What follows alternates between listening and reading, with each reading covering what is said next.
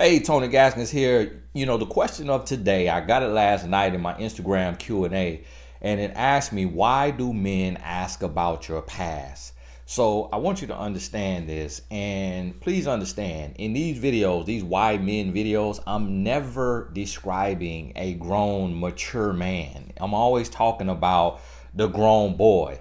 And also understand that not every behavior that I'm talking about is a narcissist. This is what regular men do. This is everyday men. Just because it is toxic or just because it may seem abusive in some way does not mean I'm talking about a narcissist. I saw that comment like 90 times yesterday when I talked about men who ghost. And every man on the face of the planet, not men who ghost, men who give a silent treatment. Every man on the face of the planet has given a silent treatment to a woman. And I kept saying, that's a narcissist, that's a narcissist, that's a narcissist. That would mean every single man is a narcissist. And that's just not the case. So y'all, please chill. Please chill with all the labels and understand that I am describing to you average everyday men. And if you are not happily married, then your life is a testament to the fact that every man you have dated in your life has been to some degree a grown boy, a average man. Because if most men were mature adult men, then you would have gotten married to the first man you dated. So understand that. Now, in answering this question, I want you to realize that the reason why, keeping in fashion of talking about a grown boy, a man who's not all the way there, he's not all the way ready yet, the reason why he will ask you about your past is that there's a few reasons, but what you need to understand is, number one, he has bought into zero and the hero philosophy, where a woman who has slept with multiple men is seen as a zero, and a man who has slept with multiple women is seen as a hero in their circles. So you know how men could sleep around, let's say like a P. Diddy type lifestyle, and you know this type of person, or let's say like an athlete, even like the star quarterback in a high school, nobody's going around just like holding signs and saying, oh, he's such this and he's such a that. It's just so disgusting. But remember the girl who slept with a lot of guys? Oh, she is nasty. Oh, this. And so our society has perpetuated this cycle and created this thing that meant that this double standard, that men can sleep around and be seen as cool and a chick magnet, but then when a woman sleeps with multiple people, she's like scum of the earth. And so a man who starts to ask you about your past in depth and trying, a grown boy, remember, we're not talking about a mature version of this. So your average man, when he asks you, it is because he's trying to see about your history in the bed with men. And the reason why is because that is how he's going to judge you. So he may literally ask you, and if this has happened to you, let me know. If you've ever been asked by a guy, how many men have you slept with? And it's common for like teenage and young men, but even some men in their 30s and 40s are asking women this question. And so when he asks that question is solely and completely to judge you. I was a grown boy. I know when I was 19, 20, 21, I know that question was common. I remember a guy calling me and saying to me, hey man, Tony, you think it's all right? This after I had changed my life and I was a relationship coach. I was an author on the subject. A guy I knew growing up called me and said, hey man, I'm dating this girl, and man, I gotta ask her, like, how many men have she been with? Like, I gotta ask that question. I can't get around that. And I think he felt some kind of way about it because he had to talk about it. And what I notice is that is a question that a lot of men ask. But guess what? It's none of his business. Because truthfully, what you have to do is you have to teach a man to see you for who you are today. So you're not applying for a job with him. So he doesn't need to check your, I believe in talking about your relationship resume, but not in specific sexual details and going through and playing out and laying out every scenario of every toxic relationship you've had. So when this man is asking this question, this immature man, he is trying to see how he can judge you. Because to be honest with you, it's kind of like this. And most men, 99% of men would not be able to articulate it this way. And what I mean by this is we just don't think about it like that. But when a man asks you how many men have you been with, he's kind of counting from the age of 18. So let's say you are 35. If you say you've been with 17 men, then that would mean you average one man a year since the age of 18. And yes, that may sound like a large number to you, but based on the averages and just in dating and meeting a man a year and getting intimate with him at month 6 or month 10, that's kind of how he'll break it down in his mind. Now, I remember getting in a lot of trouble about this because I expressed this unwritten. I talked about this in an interview, how most men won't marry a woman that he knows has been with more than 5 men if he's like around 25, or 10 men if she's over 30. And it's no man says it. So it's kind of like the thing where when you go to a job and you're applying for a job and you may be asked the question, or they may look at your resume, and if your name has an ethnic sound to it, they may overlook your resume on some jobs, some people. If they see your race and it's a race that they don't like, a nationality they don't like, they may move your resume to the side. But no one's going to put on their website if your name sounds like a ethnic African American name or a African name or a Indian name, we are not hiring you. Nobody's going to put that on there. So the same thing happened when I talked about this. And I mean, people was just going off on me. Oh, Tony Gaskins so this and that, and he's so this and that, when it really, I was just reporting live real facts that no other man had admitted to. And then some guys like Neo and Jamie Foxx, who have been seen as promiscuous or even bisexual by some people, made songs saying it doesn't matter, I don't care about your past, none of that matters. But that's just music, because they knew that would make women feel good who have slept with 20 or 30 men. They knew it would comfort them, and they would be playing that music and it would become an anthem. But in the barbershops, in the locker room, that is not how men feel. There is no man who just goes into a relationship and says, look, man, like a real man, a man who is taking his life serious, who says, look, I don't care if she slept with 50 men. There's just no man saying that, like in a real way. In public to another woman, he may say that. So when a man asks you that question, it's literally to put you in a box, to judge you.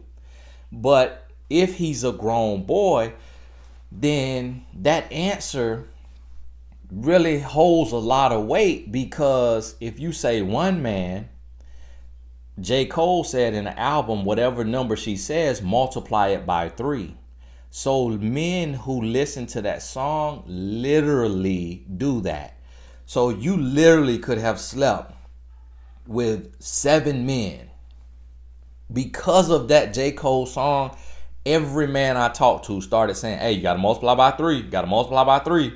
Literally, Your 7 became 21.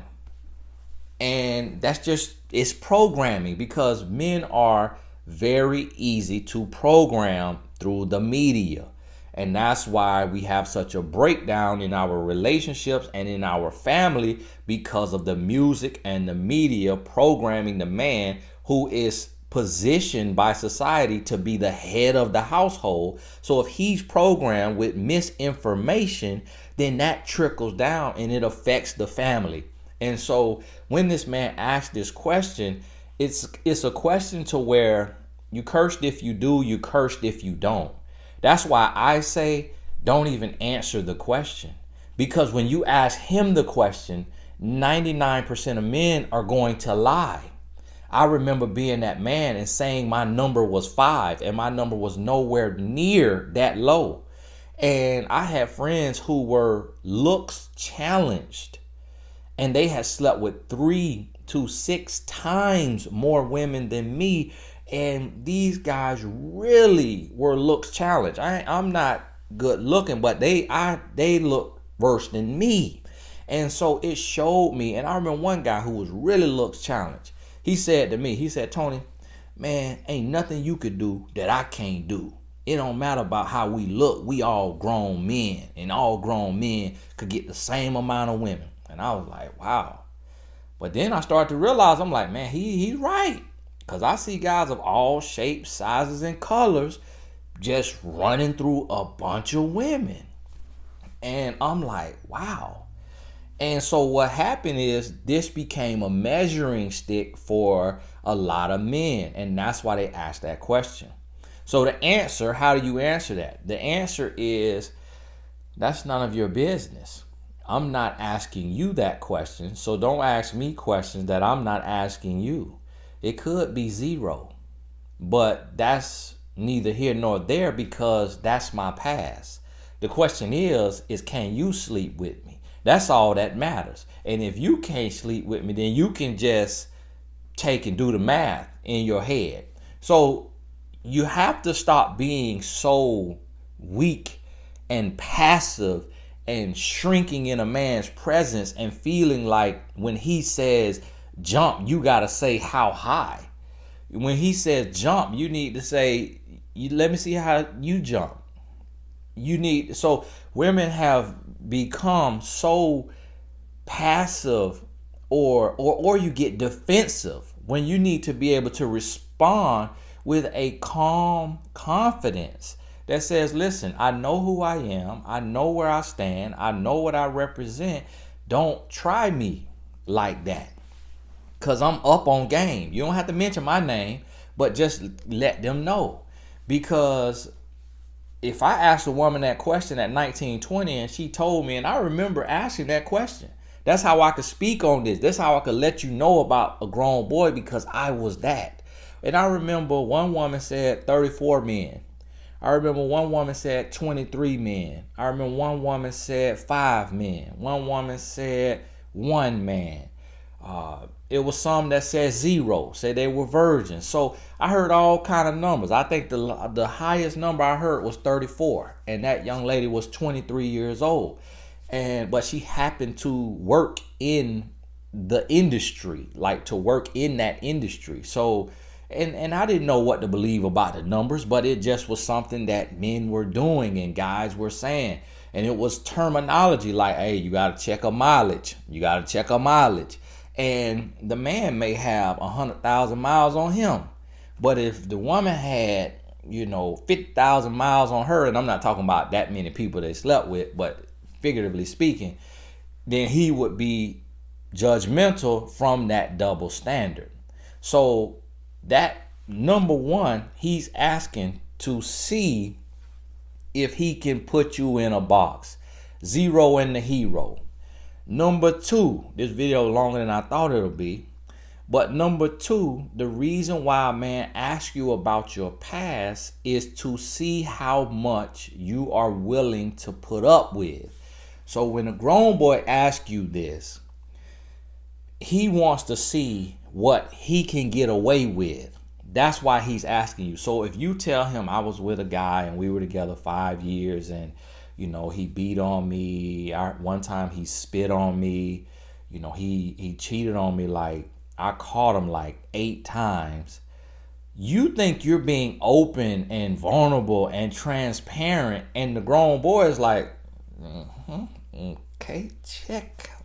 Ooh, okay. Ooh, I could spit on you? That's a new one. I might just slap you, then spit on you. Okay. Okay, now what else happened? And so the grown boy, that's how he 8 times. Okay, I'm gonna see if you ready to go to 10 times. I might cheat on you 10 times. And so that's what he's doing. He taking notes. Now, a grown man, if he asks that question, he's asking so that he can help heal your heart before he can have your heart. But you're not bumping into that man every day. So you got to be prepared for this other man. And so he's asking to see how much you are willing to deal with, because that shows them. Now, you would think that, oh, well, if I left that relationship, then that shows him I'm not willing to deal with it. Oh, no, but you put up with all that before you left. So if he's already made up in his mind that you're not even wife material, he's just talking to you for practice. He's going to do all that to you to get all his, anger and frustration out, because he sees that you're a punching bag. He sees that you are weak or naive or gullible. So all of his hurt, all of his pain, all of his insecurity, he'll get that out on you. So that's another reason why he is asking you to see what you're willing to put up with. And that kind of goes into number 3, which kind of is asking you to see what he can get away with. But so understand this. When it comes to talking about your past with a man, you got to let him talk. The problem with most relationships is women do all the talking and don't allow the man to talk. So let him talk and let him give you details. And then when you talk to him, you can share some things, but please understand, just like when you are read your Miranda rights by the police, you don't know if you ever heard of Miranda rights. I was a criminology major, and so I had to learn all that stuff. But when the police says to you, anything you say can and will be used against you in the court of law. The same thing goes in the court of love. Anything you say can and will be held against you in the court of love. So when you answering these questions, you don't have to lie, but you have to be very careful with the details that you share. I cannot count how many women that I have coached who have told me that they told a man about being abused sexually, physically, emotionally, whatever, and what they went through, and then that man threw that in their face in an argument later. That's why your daddy did abuse you. That's why your ex-boyfriend raped you. That's probably why you got this and that. I don't want to use all the terms, but a man will take, a grown boy will take and throw that in your face in an argument, and you will be sitting there like, wow, I told this man about my past, my pain, my mistakes, my abuse, and all of that to build trust. And then he took all of that and threw it in my face to make me feel like trash. Hey, understand. That's why I'm trying to tell you, you got to be very wise before you go sharing all of your information. Because if he's not fully matured yet, and some men watching this know that they've done that, know that they have used a woman's past against her, used it against her, treated her in line with her past, held it against her, and or also threw it in her face in an argument in an abusive way. So if I was a woman, the way I would answer questions about my past is I would say, listen, my past is my past. And when I'm done with my past, I move on. I'm looking to the future. I don't even entertain the past. I don't want to hear about your past because your past might make me throw up in my mouth. Your past might make me pick up my purse and leave. If I was a woman, that's how I would talk about the past. And I would tell them, so listen, what we need to be doing right here is focusing on the present and the future. I'm not here to talk about ex-boyfriends and ex-husbands because that just when you out of sight, you out of mind. So you let him know that. And then what that does to a man, if a woman said that to me, see, I'm able to tell you this because I'm a man. If a woman said that to me, I'm gonna be like, ooh, okay, woo, okay, sexy, okay. Man, this woman on her game. Okay, this woman ain't scared to express her mind. She just, okay, put me in my place, straighten me. Okay. So let's talk about us. Let's talk about the future. So if I'm a man and I'm on a date and I'm a single man, that's how I'm thinking. But 9 out of 10 women, well, I was with a guy for 5 years and I messed up. I did too much. I slept with him on the first night. That was a mistake. Oh my goodness, what was I thinking? And it was like a year in. Next thing you know, he choking me. I'm like, and so most women just tell all their business, tell the whole story. And then it's even worse, you telling your story, then you start to cry.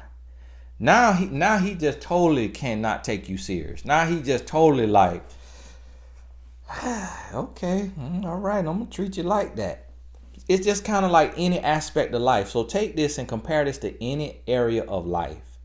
If you meet somebody and you find out that they give money, that if they find out any problem a person have, they pay their car note, they pay their mortgage, they give money. Guess what? You gonna talk to that person about your problems. Now you sitting here thinking, and you like, you know what? You sure right. I will talk to them about my problem if I know that they giving away money. Like if you know Oprah giving out cars and she put the mic in your face at her show, the first thing you go, I just had to get here, Oprah. My car cut off on me twice on the way. It's been giving me problems. You gonna throw that out there because she giving out keys to brand new cars. That happens if you go in the classroom and a teacher does not pay attention when you taking your test. If everybody cheating on the test, you're going to get your notes in your lap. We adapt to the environment on average. It takes a special person to see a situation that they can take advantage of and choose not to take advantage of that situation. That is a special person. That's what you got to understand. So, hey, this Tony guy, this video went way longer than I wanted to. But thank you for watching. If you made it this far, type "be blessed" in the comments, just so I know you in my blessed tribe. I really appreciate you for just seeking another perspective, a man's perspective, to understand what you may face in this world. I thank you so much. And if you have experienced any of what I mentioned in this video, if you get the time, share that story so that people could see I'm not lying and I'm not making this stuff up. This is real life. Hey, this is Tony Gaskins. God bless you. We'll talk soon.